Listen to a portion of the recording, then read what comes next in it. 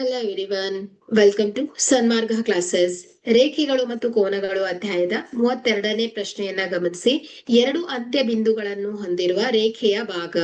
ಆಯ್ಕೆ ಎ ರೇಖಾಖಂಡ, ಆಯ್ಕೆ ಬಿ ಕಿರಣ, ಆಯ್ಕೆ ಸಿ ಸಮಾಂತರ ರೇಖೆಗಳು, ಆಯ್ಕೆ ಡಿ ಛೇದಿಸುವ ರೇಖೆಗಳು. ಸೊ ಇಲ್ಲಿ ಸರಿಯಾದ ಆಯ್ಕೆ ಯಾವ್ದಾಗುತ್ತೆ ಹೇಳಿ? ರೇಖಾಖಂಡ. ಓಕೆ, ಸೊ ಇಲ್ಲಿ ಎರಡು ಅಂತ್ಯ ಬಿಂದುಗಳನ್ನ ಹೊಂದಿರುವಂತಹ ರೇಖೆಯ ಭಾಗವನ್ನ ನಾವು ಏನಂತ ಹೇಳ್ತೇವೆ?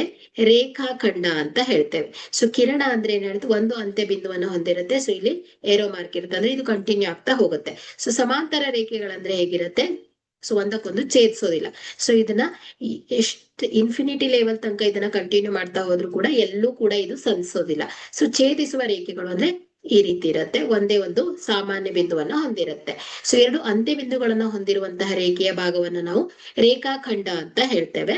ಸೊ ಹಾಗಾಗಿ ಕೊಟ್ಟಿರುವಂತಹ ಆಯ್ಕೆಯಲ್ಲಿ ಎ ಆಯ್ಕೆ ಸರಿಯಾಗಿದೆ. Okay, thank you.